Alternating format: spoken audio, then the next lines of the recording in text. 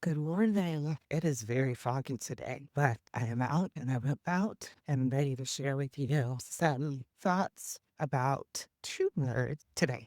So today I pulled separation mindset and I also saw bias there and it decided to also make an appearance as well. So we're going to be talking about separation mindset. And one thing about separation mindset is that we've already talked about the opposite of separation mindset, which is the divine law of oneness, which is understanding our interconnectedness as human beings. It's understanding that we are an ecosystem. And we see how that principle of oneness, of ecologically sound, we see how that plays into the work of justice. Because when you are seeing yourself connected to all things, you will understand that all things are an extension of you. So if oneness brings sacred balance and ecologically sound justice, the idea that we are separate, the idea that there's us and them, we can understand that what that creates is injustice. It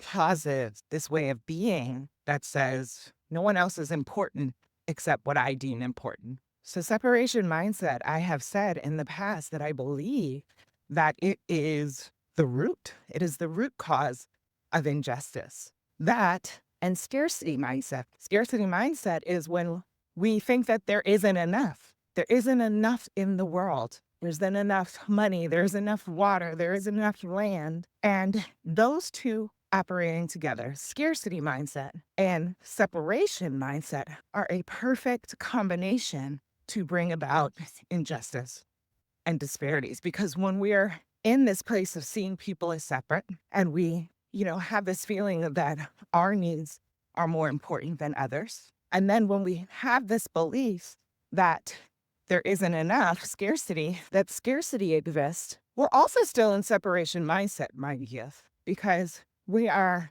living this belief that there is not an energy that connects all things together, making sure that all things, all needs can and will be met. So scarcity mindset is actually a part of separation mindset. But I would say when it comes to our connection to the planet, when it comes to our connection between resources, we think that there's a separation. We think that there is not enough. It's a lack of abundance.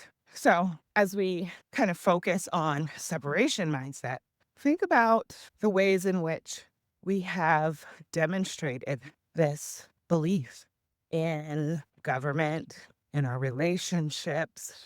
We can think that we are not a part of a larger system. And so we create systems to support us if we are in alignment with the laws of the universe in our thinking, in our emotions, and in our actions. We are going to practice the interconnectedness. We are going to see the path of connection, right? We're going to see the equality of humanity honored and the equality of the planet honored. But when we don't see through the lens of spirit, when we don't have a framework or a purposeful practice around what it looks like to be connected to all things, the human mind creates pathways and barriers. In creating pathways, they create barriers to meet their needs, but they're also damming off the needs of others. And when we have a large group of people with large numbers making these pathways, we do separate ourselves and we live in separation mindset. And we begin to look at this group of people as different and that group of people as different. And while there's nothing wrong with differences, when we say different means separate, that is something different. Again, let's take the analogy of the body. You have 2 legs, 2 arms, 10 fingers, 10 toes, 2 eyes, a nose, a mouth, 2 ears. There's diversity in your body, your brain, the heart, your nervous system. They are all connected. They are all a part of your body. But imagine, because your hands feel like, well, we're on top and we have many fingers, we should determine that we should get the resources first because there's not enough. there's not enough nutrients to go around in the body. And so the hands begin to draw all of the resources to themselves. Sometimes they'll share with the feet, but they begin to draw the resources to themselves. What happens? The body will begin to die. Now, here's the interesting part, is that a human body cannot do that, will not do that, because it operates in divine oneness. It operates in a way that says, I understand that what is happening on the left side of me is important to the right side of me. I understand that blood flowing through my body is important. I would never cut off with intention because out of fear of scarcity or out of the illusion of separation resources to the rest of my body, because I know that my body is important. I know that my body is sacred. I know that I only get one, and that taking care of it means that I get to reach my highest potential. So as we think about separation mindset, think about the ways in which humanity has not considered the unique needs of the entire body. And I want to say the entire body, also meaning the planet in which we live, the animals that are present on our planet.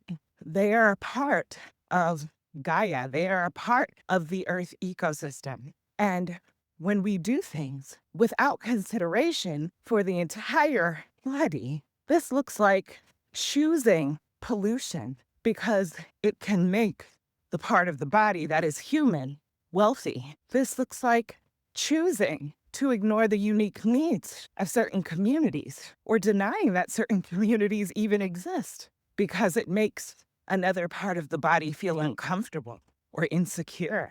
You can see separation mindset, and that is how a great sign for you to do some internal work. How am I seeing this person as other, as separate? And how can I make sure that their needs are being considered, even if they are not considering my needs? So this is an important part because when we talk about justice and equality or living out our values, there are some people who do not want to live in alignment with the divine law of one. They are perfectly content living in separation mindset and in scarcity. And honestly, I don't think it's because they want to. I think it's because they don't see any other way that they are, and I mean this in the most respectful way, they are narrow-minded. They can't see the bigger picture, or they don't want to. And I know that sometimes we can see people like that and we can exclude them from our body, from the ecologically sound bubble. And that is probably the hardest work for us to, or the work that we're being called to navigate right now. Because I do not believe that these people have to cooperate with us, or these systems have to cooperate with us. I think forcing our values, forcing the way that we see the world and we want to operate in the world, if we force that upon them, we're no better than them because we're living in a way that says, I know better than you. And what that does is creates a hierarchy. And it also, maybe unintentionally, creates that separation mindset. It's those people, right?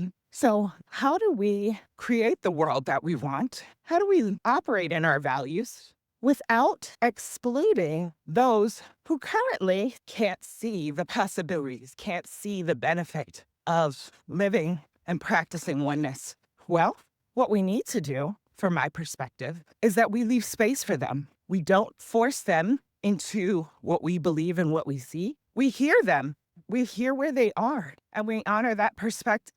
But we also honor ourselves and say that we want something better. And so we no longer are wasting our time focusing on how do we get them to see? How do I get them to be who I think that they should be? We actually use that time now to co-create with those who are in alignment with what we are trying to create. And, even with those who are in alignment with justice and equality and creating a world that works for us all, there's a lot of work for us to do among ourselves because we have lived in a society that has not valued, has not practiced this way of being, this sacred balance. We've lived in a world that has practiced separation mindset.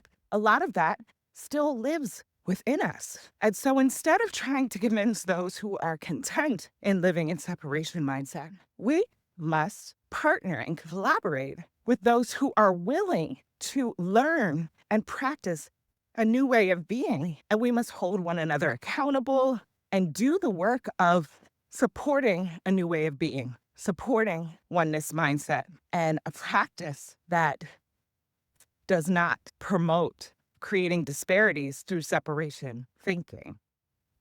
So the work is really about us focusing on who we are becoming and practicing that in community. And also making sure that we leave space in our hearts, in our minds, in our actions for those who are not there yet. We don't allow them space to create chaos in the safety and in the community that we are building. We create boundaries, we create community values, we create practices and ways of being and channels of accountability for the community to adhere to, agree to, and adhere to. And we do that in collaboration. We do that with all of the differences that exist. And we take our time and we go through the process of listening to one another, hearing the unique needs, and then crafting a solution that serves us all. That takes work. That takes work. And if we are so busy focusing on how do we get those people, right? That separation mindset, by the way, how do we get those people to come on board? We can operate in a way that says, this is what we are creating. And for everyone who is willing and able to support this way of living, we are making agreements with one another. We are committing to one another. And our doors are open to those who, once they see our example, they are ready to make a different choice. And when they are ready to make a different choice, we will embrace them. We will not ostracize them. We will not marginalize them.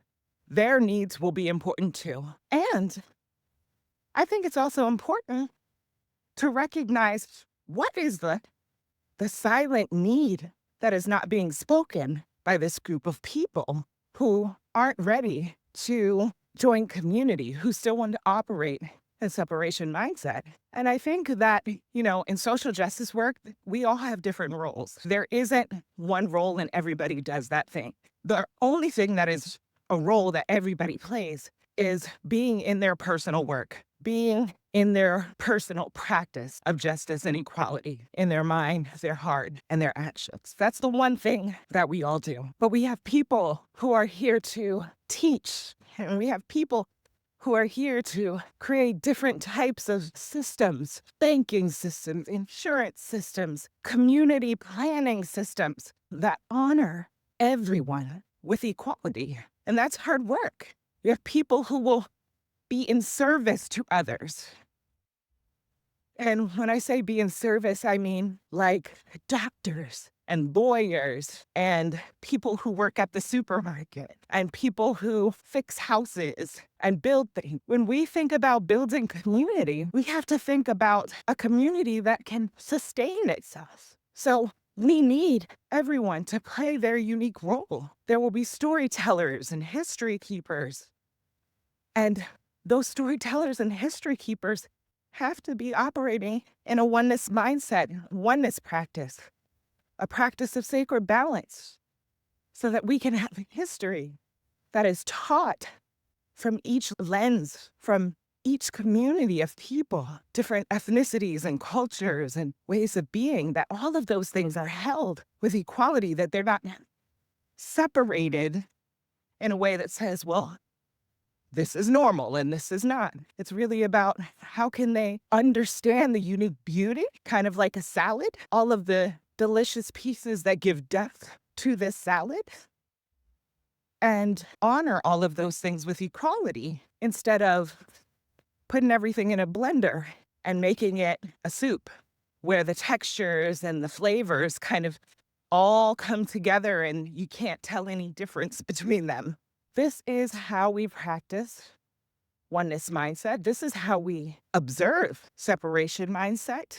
And oftentimes when we are in separation mindset, we have a belief system about those we've separated ourselves from. And that's where bias comes in. Bias keeps us from knowing the person in front of us. We are often, when we operate with bias, we are associating similarities between something that we know or know marginally. So if you don't know people of different cultures, you may create a bias based upon what you've seen on TV, which isn't very accurate. It is a characterization of a group of people. When people become human, when people become a person, the person in front of you, they're no longer the category that you've put them in, the way that you've separated them or categorized them from yourself.